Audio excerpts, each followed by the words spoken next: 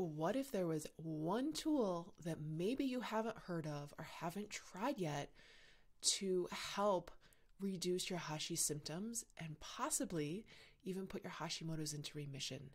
Today on Thyroid Strong Podcast, I have on Adrienne Jezick. She began her practice of deliberate cold exposure for healing in October 2017. In 2013, she was diagnosed with three, that's right, ladies, three autoimmune conditions.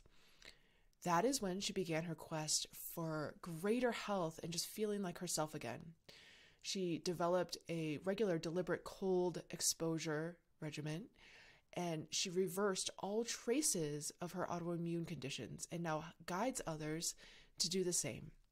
She created the Morozko Method, a sensory immersion meditation technique for deliberate cold exposure, and hosts workshops to certified other guides. And she is the co-owner and co-founder of the Morozko Forge, the world's first ice bath. She's also the creator of the Morozko Method Podcast. She shares her story and how she gave up her medication, her supplements, her vitamins, and uses cold exposure to help reverse all the symptoms of her three autoimmune conditions. Listen in, ladies. This is a good one. Adrienne Jezick, welcome to Thyroid Strong Podcast. I'm super excited to have you here to talk about a very hot topic, but maybe not a lot of women with autoimmune conditions know about this hot topic. So welcome to Thyroid Strong Podcast. Thank you for having me, Emily. I'm very happy to be here. Yeah. So you were diagnosed with three autoimmune conditions at one point in your life. Yeah. Yeah. Can you share what they were? Yeah. So at about 32 years old, I got really sick. I'm 42 now. I'll give you the timeline. At 32 years old, I got really sick. And the first diagnosis I received was Hashimoto's thyroiditis. From there, I was put on medications. Medications came with side effects. I experienced a lot of gastric distress and continued to see specialists for this. And as a result, within that first year of getting diagnosed, I was also diagnosed with Eosinophilic Esophagitis, which is where hives present in the esophagus to things you're allergic to, whether that's environmental or food or whatever that looks like. And it causes a lot of gastric distress. In addition, I was also diagnosed with Urticaria, and that's where the outside of my body was basically turning into a hive for anything that I was experiencing an allergic reaction to. So 3 diagnoses, all within the first 1 to 2 years. And no matter how many medications I was put on or what I tried to do, natural or unnatural or whatever it was, I did not receive relief. Interesting. So it sounded like you were having a internal and external histamine response, like an overactive immune system. Yes. And it was like that. It was like all of a sudden my body perceived anything as a threat. My body was just under the impression that it was under constant attack. And this doesn't really surprise me. I've got a lot of theories about why we get sick and a lot of theories about what led to my illness. And I've been living my entire life up to that point in a state of fight or flight. So if you think about it, if I'm in this elevated state constantly, just constantly feeling like I have to be on the defensive and everything and everyone is out to get me and I'm on this victim mindset, well then, I'm training my body to respond to any outside influence as an offender. Yeah. What led to that feeling of constantly being attacked? Oh my gosh, childhood trauma. I grew up very poor. My father raised me, did the best he could, but he was undiagnosed bipolar schizophrenic till his mid-40s. And so a lot of my coping mechanisms mimic that of a bipolar schizophrenic. And I think that I just didn't know how to cope or deal with stress or outside influence. I mean, I just very much felt, from this time of a small child, like the world was out to get me. It was completely that victim mindset. Obviously, you didn't stay in that victim mindset, right? No, that's where the cold came in. Yeah. A lot of people, when they are diagnosed with an autoimmune condition, they're doing the medication, they're doing supplement protocols, they're trying to kind of get to root causes, different triggers. And it sounds like you did all that. Yeah, it definitely didn't start there. It started with me believing that everything I was being told about my body was true, believing that there was nothing I did to get this illness and there was nothing I was going to do to get rid of it. And believing everything that the doctors were telling me, like I needed these medications in order to live and survive, and that this was just my lot in life. And at the height of it, I was taking almost 20 vitamins, supplements, and prescription medication pills per day. I was also getting 2 live antibody shots from my allergist each month, and I wasn't feeling symptom relief. So here I am, 50 pounds overweight, constantly in gastric distress, not receiving any relief of symptoms from any of the medications or supplements that I was on. And I had to pare it down. I had to say, like, what responsibility do I have in this? What control do I have in this? So I was reading everything. One book that completely changed my life was The Walls Protocol by Dr. Terry Walls. Yeah. He developed that low inflammation food regimen for people with multiple sclerosis. But I thought, if my body's in this constant state of feeling under attack and in this constant histamine reaction, then I'm also dealing with inflammation. So if I can eat a low inflammation food regimen, helping with that gastric distress and that inflammation, that's a start. And so I did that a couple of years before I discovered deliberate cold exposure as a healing practice. But I love it. The way that I eat. And I didn't lose any weight, and there weren't any major changes in my life. I had a little bit more energy. I would say that was the biggest in changing my eating habits. It was a little more energy, but it didn't really change, didn't move the needle in my illness. It didn't actually make any, deep, independent or lasting change in my body. Yeah. It was in November of 2017. So I'd been still reading, nonfiction and fiction books alike. Aubrey Marcus's Own the Day was a big catalyst for me. He talks about deliberate cold exposure. Nassim Taleb, Anti-Fragile, same thing, talks about the discomfort, but the growth from deliberate cold exposure. And Ernest Hemingway would talk about, I read a biography or an autobiography, I think it was a biography about Ernest Hemingway. And when he was a writer in Paris, he was poor.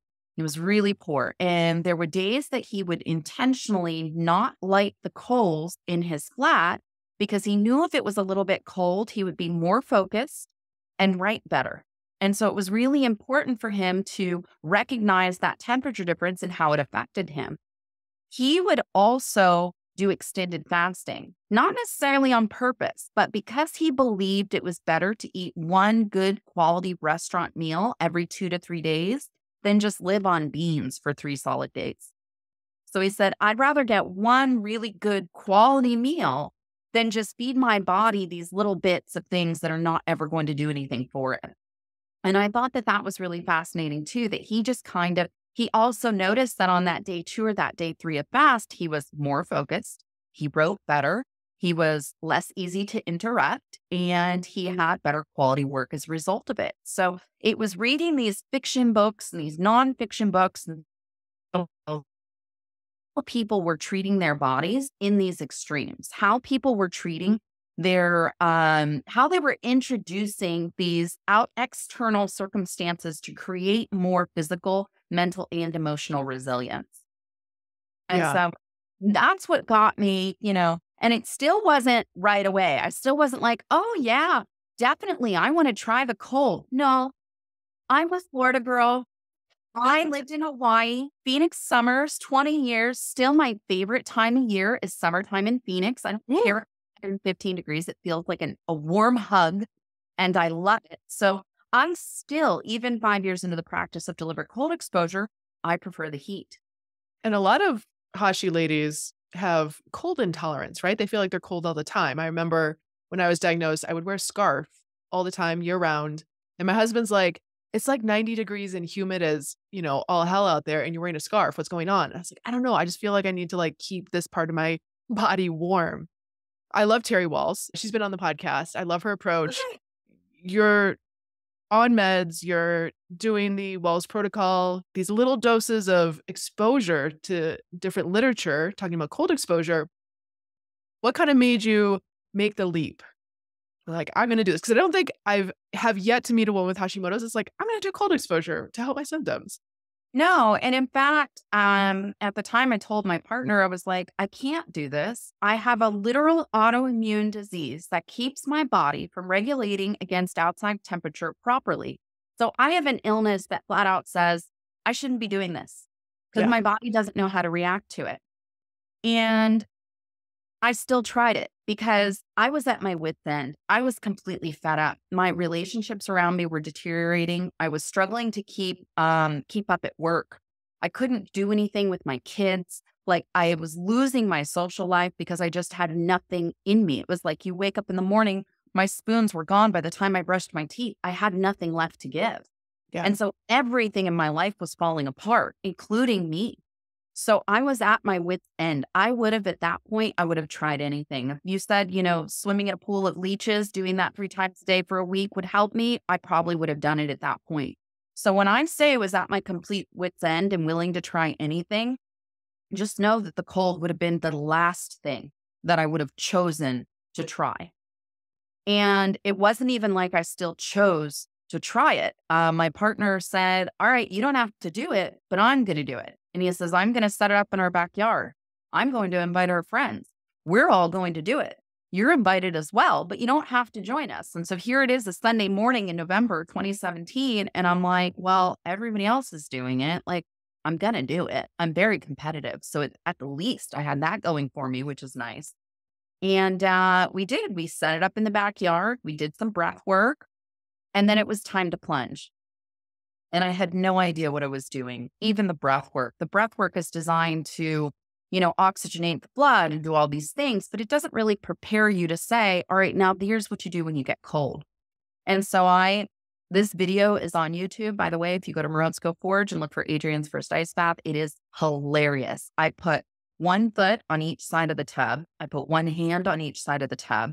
I dropped myself in violently. I held my breath. Turns out that lasted about 9 seconds. I leapt out. I freaked out. And there were 2 things that happened right away after that 9-second ice bath that led to this practice changing the entire course of my life.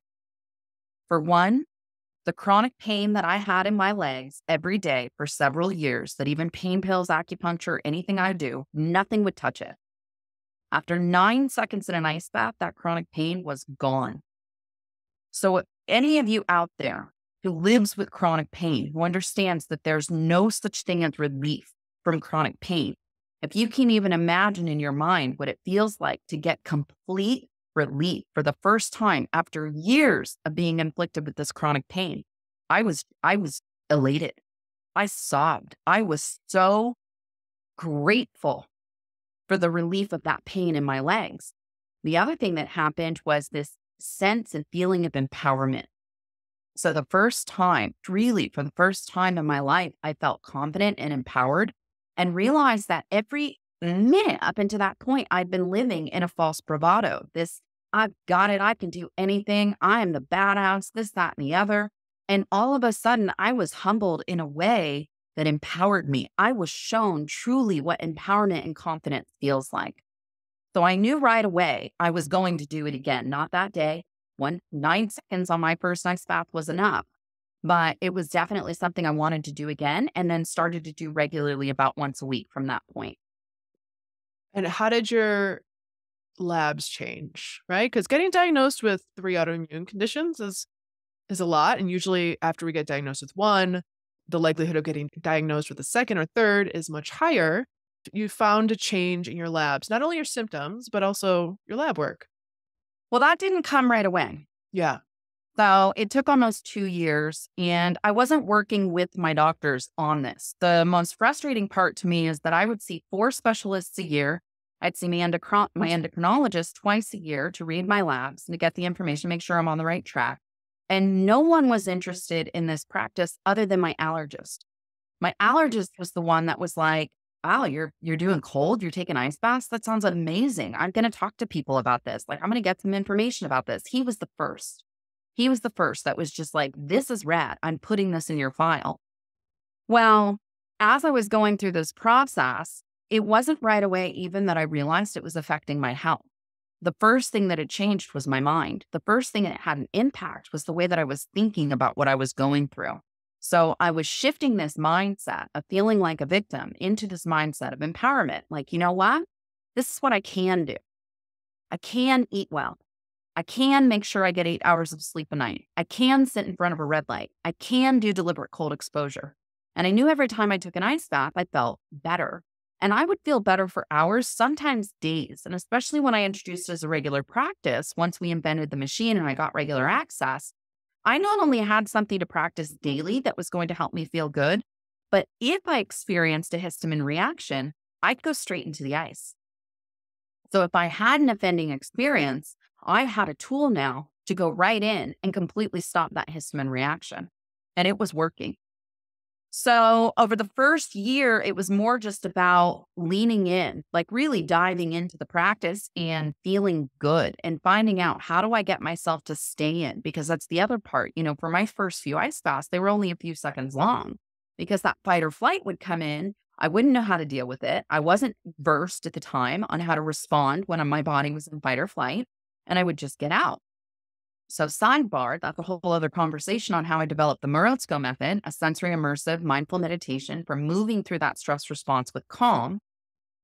That first year was really just focused on, how do I do this more often? How do I use this when I'm having, flare-ups or an experience? And it was the second year that I started to feel confident enough to remove some of these things that I was relying on a daily basis. So the first thing to go, the vitamins and supplements. I knew I technically didn't need them to stay alive, even though I believe in vitamins and supplements. I just knew I didn't need them to stay alive, so I had to eliminate them. And so, these pill bottles just growing on the dresser at any given time is now starting to shift and reduce. And so first thing to go, pills and vitamins and supplements. From there, it was important for me to wean myself off slowly of all of these other medications. And that's what I did. I spent that second year, I printed out calendar pages. I said, I'm going to take these pills on this days. I'm going to reduce this one by 1 day a week here, 2 days a week here. And it was a year-long process of removing myself from all prescription medications. The hardest one to quit of everything was Zyrtec. Was that daily allergy pill that numbs your histamine response. But then when it starts to leave your system, everything is attacking. You're feeling everything. Even if you're weaning yourself off of it, it can feel like your entire body is itching and convulsing and sweating and reacting. And as slow as I tapered off of that one, I still had such an extreme reaction from removing that from my system, all of the while finding out that that's not a pill that you're supposed to be on for life. Zyrtec, Claritin, those daily allergy pills, 30 days max, 5 to 7 days if you can help it. But when you're on these for years, your body stops understanding how it's properly supposed to react.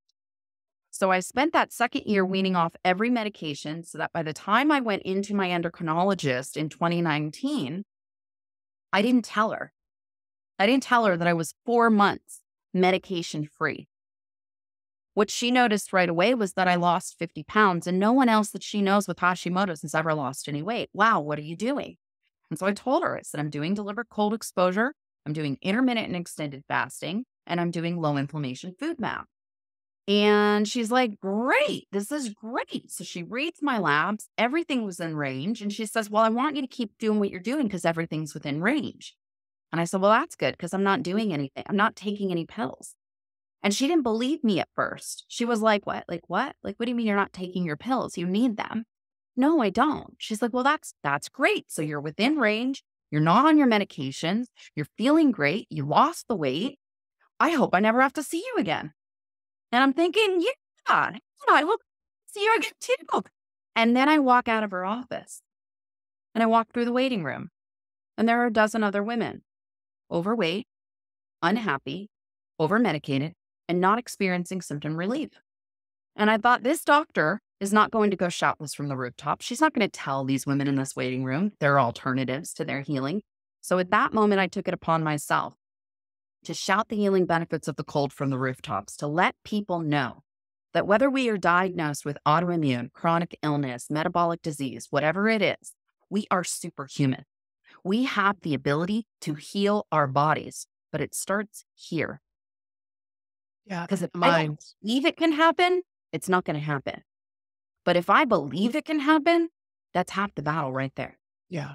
So let's give the women a visual, right? So you are the co-owner and co-founder of Morozko Forge, world's first ice bath. And I know maybe it's like the last 2 years, maybe since the pandemic, cold immersion has become very popular, but some people still haven't heard of it. So can you give people a visual of Morozko Forge, and then we'll talk about the method? Yeah. So, when we got into this practice, noticing right away these effects, when I say instant, it's instant. We think of taking ice baths as being this big, aggressive, I need to psych myself out for it. And it's passive therapy. You show up, you sit down, you breathe, you have an instant gratification, instant change. And this is what I like to stress more than anything, because nothing we do gives us such a powerful effect in such a short amount of time. There's literally nothing. So when we're discovering this, when Jason and I first started taking ice baths in the backyard, we realized once a week's not enough, especially because I was moving through autoimmune and wanted to have something that I could go to when I had a low spoon day, or I had a day with low energy, or I had a day with a histamine reaction, or I had a day where my symptoms were flaring up. And so, there were the DIY options out there. We were making our own ice for a while, but you'd spend 1 to 2 hours every weeknight to hopefully get one ice bath on a Sunday. We tried the DIY chest freezer route, but they're not really meant to hold that water. They're certainly not meant to hold your body stepping in and out of it. So there was constant leaks. There was a risk of electric shock. There were all kinds of things that were, it wasn't clean, which was also an issue. I couldn't be exposed to algae or mildew. So it was really important that if I was submerging my whole body, it was in clean water. And we looked for, what can we do as a home user? And there just wasn't anything on the market. There was nothing. There was the cold tub, which gets down to about 45 degrees. It's meant for commercial facilities. And at the time, it was over $25,000. We're like, I want to heal. My body's important to me. My life's important to me, but I don't have that kind of coin. And so Jason, being an engineer, says, I'm going to figure this out. I'm going to figure out where cold comes from. And so he starts tearing apart dorm fridges in our backyard, just trying to find out where cold comes from. I'm convinced he's going to blow up the house, because I'm like, you're ripping apart this machine. What's in it? You don't even know. And he explained to me, he's like, that's not how thermodynamics work, but I'll teach you that at a later date. And so once he figured out where cold came from, we were able to develop our first ugly prototype, which was just a trough sitting on a bed of sand, encased in plywood and spray foam, with these 2 devices hanging over the sides, making ice. But the good news was I now have 24/7 access to the cold. So anytime I needed it, I had it. And as we're going through this practice, we're realizing we're not just solving our own problems. There are all kinds of people out there that are trying to get 24/7 access to ice in their homes. And so we invented the first Morozko Forge ice bath, and we were quickly challenged to create a device that also had filtration. And so that's when filtration came in. And it was important to us that we weren't using harsh chemicals. We didn't want to sit in a tub of chlorine, algicide, descummers, or anything like that. So we use a micron filtration with ozone disinfection that keeps the water crystal clear 24/7, 365, makes its own ice, and doesn't require any harsh chemicals. The most that I put in my ice bath is Epsom salts, which is really great because it's magnesium.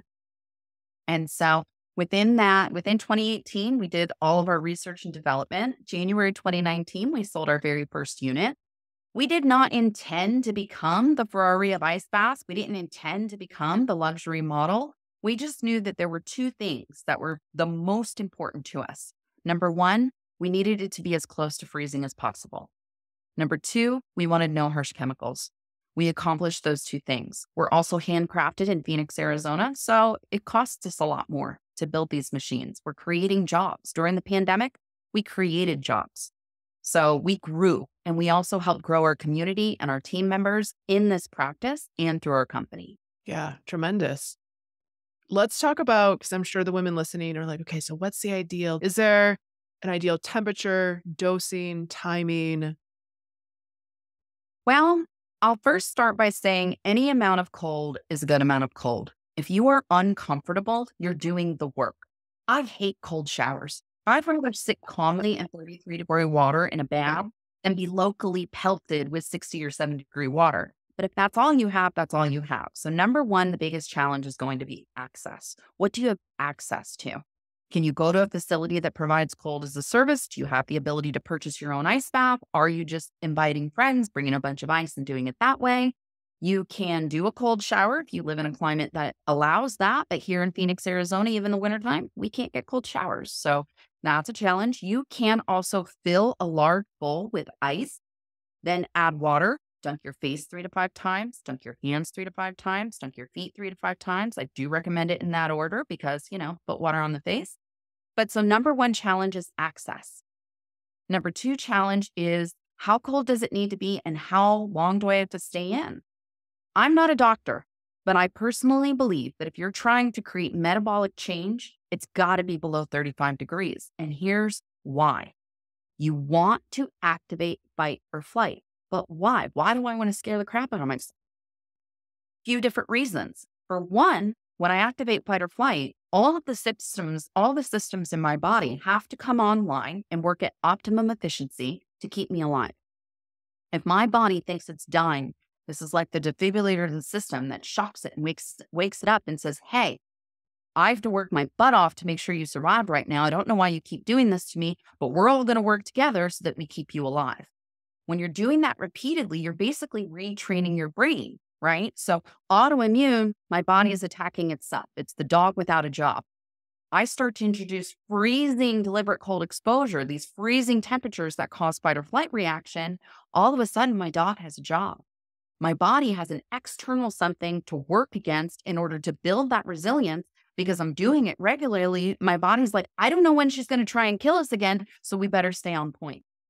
So it's like shocking my system each time that I'm going in. But if it's 55 degrees, which is really where the benefits begin, if it's 55 degrees, I might not activate fight or flight. Especially me being more practiced now. If it's not below 37 degrees, I'm not putting a bathing suit on. Yeah. Keeping in mind, sometimes we want to start at that 55 degrees and then work our way up. Start at 33. What are you waiting for? What's the hesitation? It's 2 minutes. 2 minutes, submerged to the neck in freezing water. Yes, it's uncomfortable. And it's like cold concentrate. You get that 1-2 punch. You get that immediate gratification of feeling better. You get a 520% increase in norepinephrine and dopamine. Those effects last for hours, sometimes days. So why would I mess around at 55 degrees for 10 to 15 minutes? I want that cold concentrate.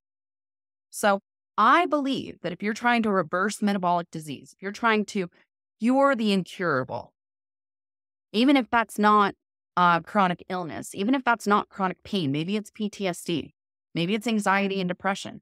If I want that cold concentrate, that 1-2 punch for a drastic impact every time, I want that water to be as close to freezing as possible.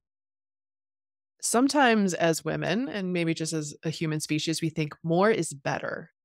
Right? Mhm. So you mentioned 2 minutes. If I do 3 minutes or 4 minutes, something different will happen or I'll get a better effect. Or is that the mindset is like more is better in this instance? Oh, that's definitely our mindset, but it's not accurate. So it's just that minimum effective dose practice, right? We're so people-y. We're like, if I do 2 minutes and I feel this great, if I do 10 minutes, I'm going to feel like Superman. And that's just not true. There are diminishing returns if you are pushing yourself too far too fast. Or if you're just pushing yourself too far with this practice, there comes a point where your body's just like, no. Yeah. So 2 minutes submerged up to the neck. So you want to make sure that you're submerged here because this is where your vagus nerve is. And that's what we want to activate. We want to reduce this core temperature. We want to activate the vagus nerve. So we want to make sure we're submerged. We want our hands and feet in. Do they hurt? Are they uncomfortable? Yeah, they're uncomfortable. They're also the furthest away from our heart. So what you're feeling is that constriction and dilation of the vascular system, which the more you do it, the easier it gets. So people are just like, my hands hurt. Yes, they do. But if you practice, that will stop. So we need that full submersion, but we don't have to push this practice. If you feel incredible, 2 minutes, stop. Stop. Yeah. And when you mean full submersion, for the people who are listening and not looking at the video, you're seeing like literally up to your chin, like neck Yeah. and the back of the base of your skull submerged. Is there any extra benefit to, because you'll see online on Instagram, people dunking their head or dunking their head multiple times. Is there any additional benefit to that versus not dunking? There can be. So I don't advise head dunking unless you're a little further into the practice. I've seen people do it on their very first ice bath and they love it, and that's okay. But if you're new to the practice, I say give yourself something to work toward, right? And a couple of things about head dunking. Number one, we do not want to go face first, especially if we're new in this practice. If we go face first, we can overstimulate the body's mammalian dive response and we can faint. So if you're going to head dunk, I recommend you lean backwards to go in backwards. So you want the back of your head to get wet before your face goes. So you're leaning backwards to head dunk. Some people will head dunk immediately upon entering because it really drives home that fight or flight response. It activates them. Some people, like me, I like to end my ice bath with a head dunk. And I'll be honest, it's only going to be on a hair wash day. I'm not going to do this every time. And it's always to do with the hair. But if I head dunk, it's going to be at the end of my practice. I just plug my nose, I lean back, I stay under for as long as I feel called, and I get out. A couple of things to remember about this. You want to keep your eyes closed. If that water is 32 to 33 degrees, you don't want to freeze your eyeballs. So keep your eyes closed. Number two, trust your body. Check in. What do you need? I love a head dunk because I feel so balanced. Like it just feels like the icing on the cake for me. I was so scared of it for the first few years that I was ice bathing. But once I did it, I was like, oh my God, not only is that no big deal, but holy cow, it feels amazing. Keeping in mind, now people are really excited about using a snorkel and keeping their head underneath for like some at a time. I've seen this. Again, I will say, build up to that. You don't have to come out of the gate swinging. Build up to that and build up slowly to that. So when we submerge our head underwater and it's freezing water and we're breathing, through our snorkel or a little straw or whatever it is we have, you can activate DMT within the brain, which can feel really amazing. But you know what? Be careful. Yeah. There's such thing as too much of a good thing. And this is a minimum effective dose practice. Get in, get what you need, and get out. Yeah. Is this 2 minutes daily or is it taking days off? I know Huberman put out something like 11 minutes per week is kind of the minimum effective dose. What are your thoughts? This is such an individual practice. Yeah. No two practices are going to look exactly alike, and each person's practice can change from one day, 1 week, 1 month to the next. And so one thing I love about the practice of deliberate cold exposure is I believe that it reignites that conversation between the brain and the body. Instead of our monkey mind going like, I don't want to work out, and I don't want to deliver cold food, I don't want to do all these things. All of a sudden, we're listening to the thoughts of the brain in connection with the body, like, what do I need today? And so I really recommend first checking in with yourself head to toe, asking, what do I need today? Do I need it today? I do not believe in these multi-day challenges. I am not a fan of, I'm going to do an ice bath every day for 7 days, 30 days, 90 days, or whatever it is. The only thing we need to do every single day is breathe. So if I put myself in a position where I say, I'm going to ice bath every single day for the next 7, 15, 30, whatever days, then I'm not listening to what my body needs. I'm just competing with my challenges. So I think that the best thing that you can do is check in with your body and say, what do I need? When I was first using this to reverse autoimmune, it was important for me to have daily access, but it didn't mean I would ice bath every day. That being said, there were some days I would ice bath 3, 4, or 5 times a day. If I was going through a deep histamine reaction or having a deep emotional experience, because let's be honest, chronic illness, we go through so much mentally and emotionally. I knew that the ice bath was the answer. So if I was in an emotionally dysregulated state, and I couldn't calm down or I couldn't drag myself out of bed because up here and in my heart, it was just too much, the ice bath was the answer.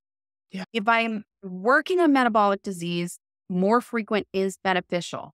But if I only do one ice bath for my entire life, I'm still a changed person. So think of it as, what is your access? What is your ability? And how can you do it where you're still operating a minimum effective dose? Yeah. I love that. One piece is physically getting in the ice bath. But then there's this other piece of everything that happens before you get in the ice bath, right? This breath work. I think maybe the most common that I've seen, at least on social media, is like a Wim Hof breathing style. But obviously, along with Morozko Forge is the Morozko Method of what happens before you physically immerse yourself. I think of it this way. When I got started in deliberate cold exposure, like I said, I was at my wit's end. I was the sickest I'd ever been. And I was doing the Wim Hof breath work prior to the ice. And there are a few things that I noticed. Number one, it's very active, holotropic, hyperventilative, hyperactive breath work. And so when I was my sickest, sometimes I just did not have the energy to put into a Wim Hof session. Yeah. Also, when I was at my sickest, when I would do a Wim Hof session, by the time I stood in front of the ice bath, I was spent, I was anxious, I was elevated, and I was looking at the ice as if it was something I needed to compete against. Like, I've got this, I'm getting this, I can do this, and I'm going to make this ice I hope I can cuss here, I'm going to make this ice bath my bitch. That's not how the ice works.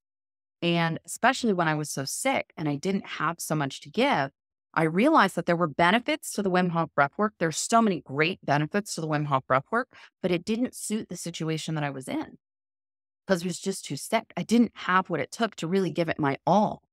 So as I was standing in front of the tub, and this is only like my third or fourth ice bath, with this like anxiety about getting into the ice, this elevated feeling because I just did this wild breath work, I was like, how am I going to do this?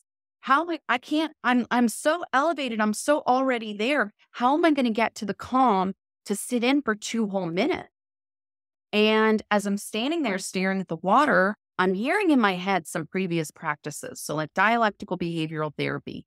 If you're in an anxious headspace, you can bring yourself into your body and out of your head by engaging your 5 senses. So you look around, you say, what can I see? What can I hear? What can I smell? What can I taste? What can I touch? And you can expand on that. You can do 5 things I can see, 4 things I can hear, 3 things I can smell, 2 things I can touch, 1 thing I can taste. So we can enhance on that. And I'm thinking of that. I'm thinking I'm in this anxious state. I'm all elevated. How do I get into the ice and stay in? And that's when I started engaging my senses.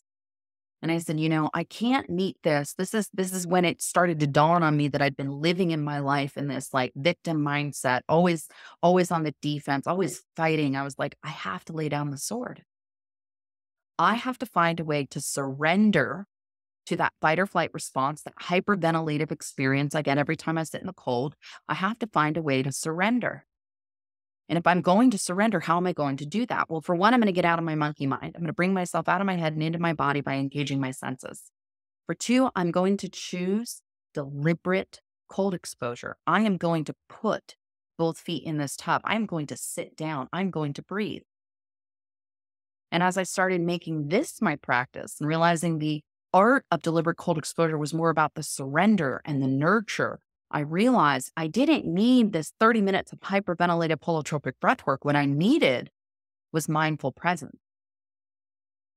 So as I was going through this experience, realizing that, I was having such a great impact on my health, it was changing the way that I thought, it was changing the way that I interacted with people, it was changing me as a person. I'm telling anyone who will listen about my experience in ice baths. And people are intrigued. So I'm like, come over, I'll walk you through it. I'll use the technique that I use and I'll walk you through it.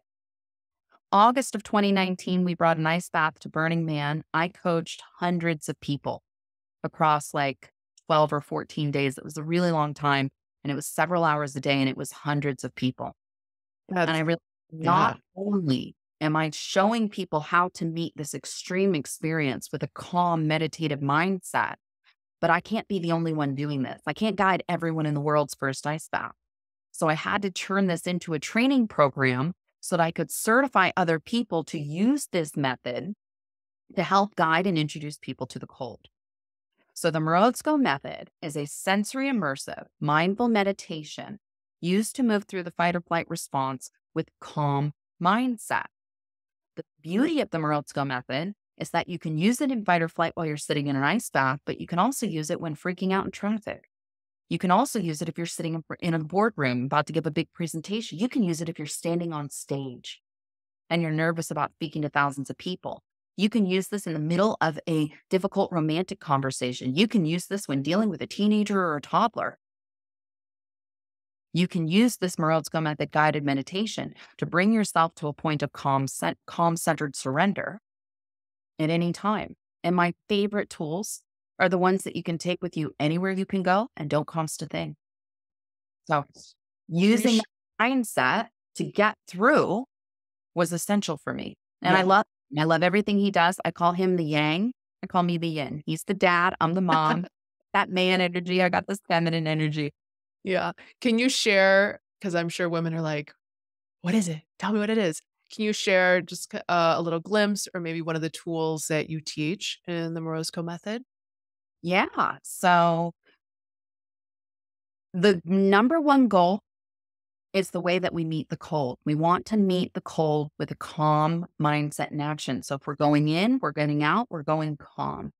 There's no freaking out. There's no jumping out or jumping in. It's all very calm and intentional. We start with setting an intention. What is my intention? My intention comes from a place that says I already am. So if I set an intention, I want to say I am healing. Not I want to heal or I'm going to heal. I'm not going to set an intention that says I'm going to heal so that I'm there for my friends and my family. No, make this about you. I am healing. That's my favorite one. I use it almost every time. I am healing. So we set our intention. We speak it out loud at least 3 times. I want my subconscious to hear this in my voice. I am healing. I am healing. By the 3rd time I say that, I'm really driving it home. And as I'm standing next to the tub, I'm getting in touch with my breath.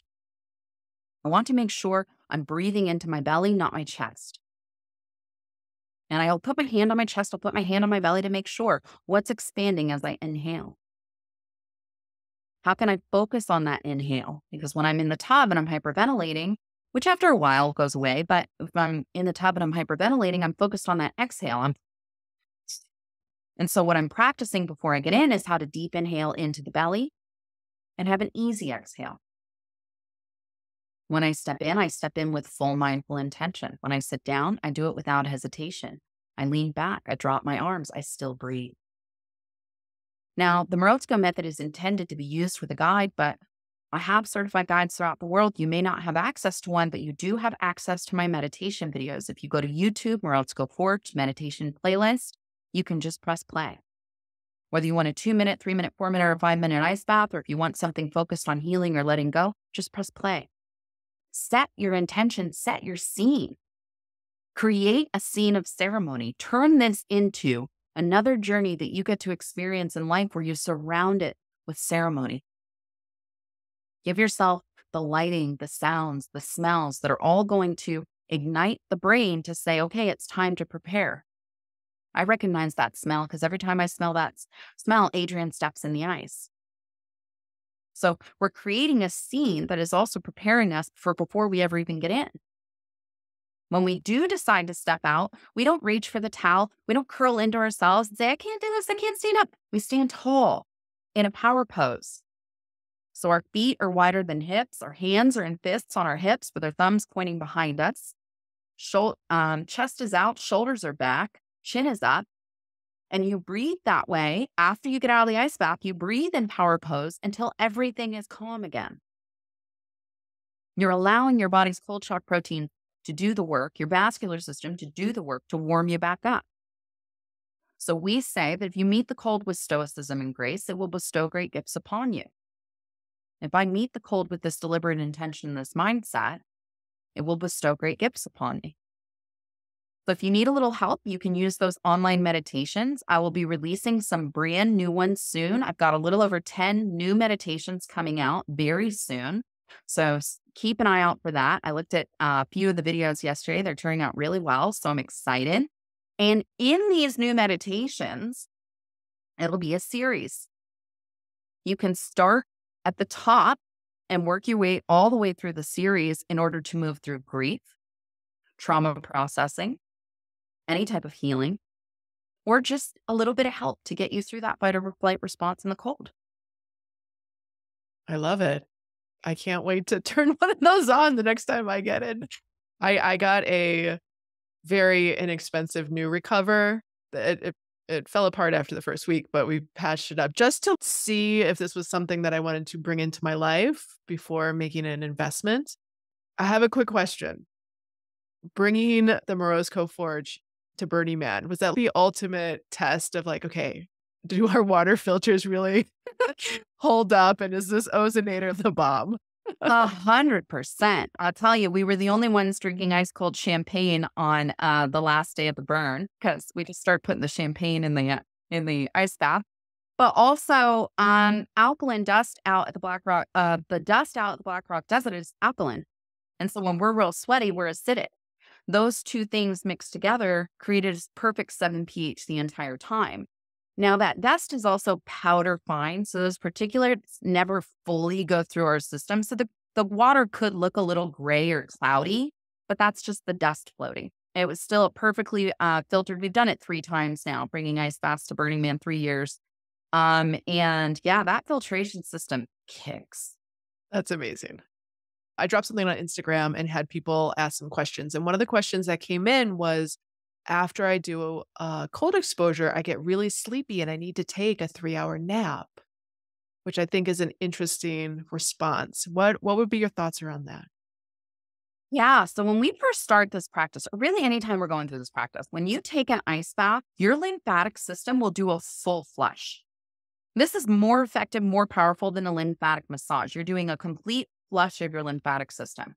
Keeping in mind that our lymphatic system stores every medication we've ever taken, every disease we've ever experienced, and all of the toxicity in our system. So when we start this practice and we're going through this practice and it makes us really tired, that's a detoxification process. You can also feel those kind of keto flu-like symptoms when you're new to this practice because of the detoxification. So the best advice I can give you, if that's what you're experiencing, drink lots of water, so much water. I'm not a fan of electrolyte supplements. LMNT is about the only one that I'll go for because I know every ingredient that goes in it. But more often than not, I add Himalayan salt and lemon to my water. This helps with that detoxification process. If you can drink room temperature water in the morning with half a lemon squeezed in it and a sprinkle of Himalayan salt, you are setting your body up for success for the day. If you're doing that on an empty stomach first thing in the morning.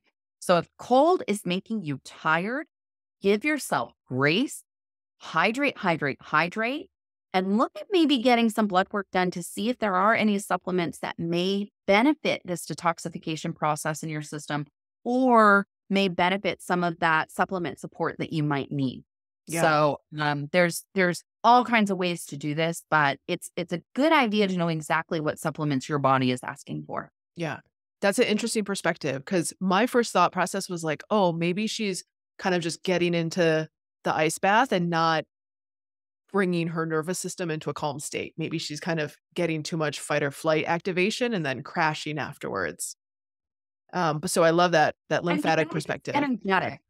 Yeah, that is definitely energetic, and that can take a lot out of us, especially as an emotional process. If we go through, we had that grief experience, or this is not surprising, but you take an ice bath, and sometimes it brings things up.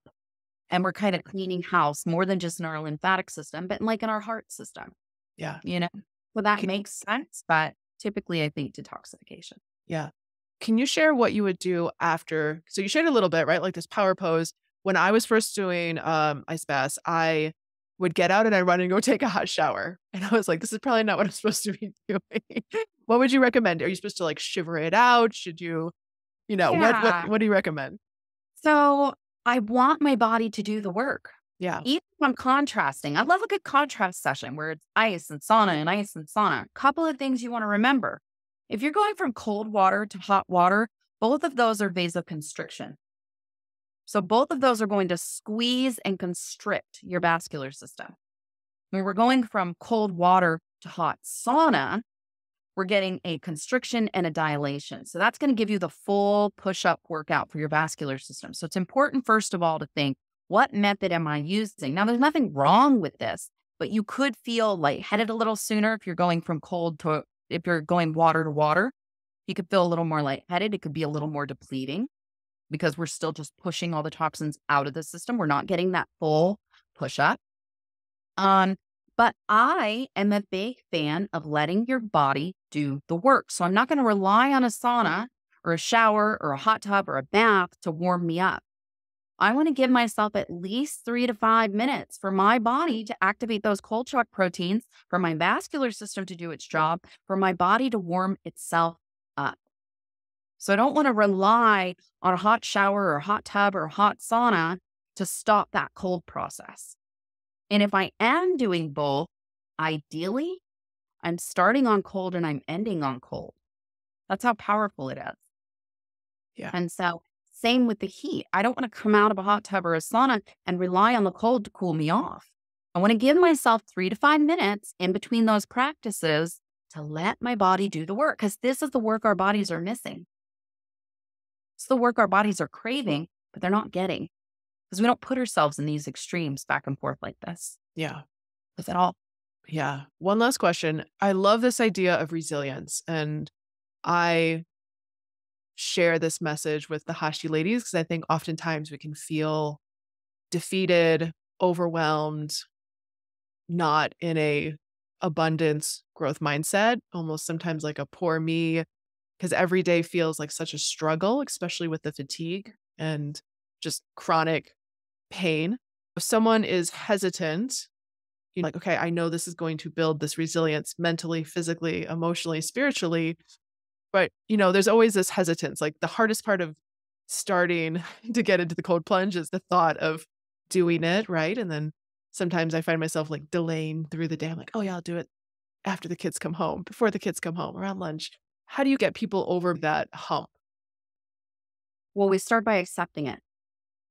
We start by accepting this is uncomfortable. This is going to cause likely hyperventilation. I don't practice deliberate cold exposure because I love it. I practice because my life depends on it. And if I'm looking for that instant reset, that 2 minutes, it's 2 minutes. It's not a workout. It's not a yoga class. I'm not going anywhere. It's just right there. It's 2 minutes.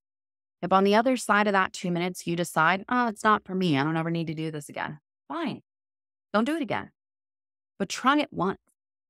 And we all get that mindset. I host a monthly women's call for women in ice. Just yesterday, we were talking about it. I'm 5 years into this practice. I still stand in front of that ice bath and question my entire existence. But I don't let that stop me from getting to the healing on the other side. I accept it's uncomfortable. I don't want to do it. And I know what's good for me, so I'm going to do it. We don't build muscle without first ripping and tearing the tissue. Growth comes from discomfort. Discomfort has to be part of the process. When we have chronic illness like Hashimoto's, we're inundated with so much discomfort. We think, I cannot add one more spoon or one more layer of discomfort. I've had my fill. Well, when you've had your fill, the ice is the answer. When you've had your fill and you're ready to be done with chronic pain, chronic illness, fatigue, all of it, there's the answer.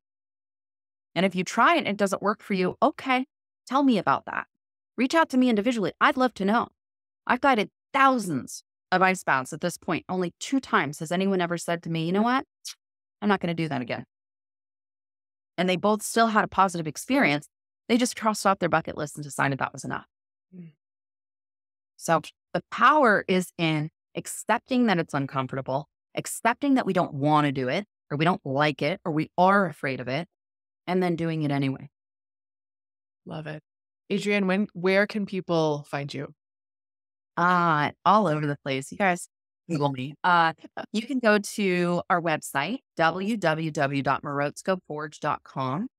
You can reach us by email, info@morozkoforge.com. And I encourage questions. If you guys have questions about your process, about where you are, you want advice, you want to talk about it, email. I want to talk to you. You can reach me on Instagram @Morozko Forge or @Adrienne_Jezick. I also host 2 monthly calls, one strictly for women and deliberate cold exposure, one strictly for anyone who is interested in deliberate cold exposure as a practice. I'm interested in building these communities across the world because we're still the few. We're still the few. And it is my mission in life to shout the healing benefits of the cold from the rooftops. So, Emily, thank you for having me here today. You're helping my dreams come true. And I just encourage you, DM me on Instagram, shoot me an email. I don't care. Reach out. Let's talk about it. We got to talk about this stuff. Adrienne, thank you so much. Such a powerful transformation that I'm going to say probably the majority of women with an autoimmune disease haven't tried, but such a hopeful, bright light, like, oh, there's this thing that I can try that could literally change my life. So thank you for sharing. Yeah. And we're not the only ones. I have a couple of the Morozko Method Podcast. I have a couple of interviews coming out with women who have also reversed Hashimoto's through this practice. 2 women, one in Texas, one in Florida, and they have both reversed Hashimoto's through this practice. So keep an eye out for those new episodes too. Tremendous. And I'll drop all those links into the show notes. Adrienne, thank you. You're welcome. Thank you.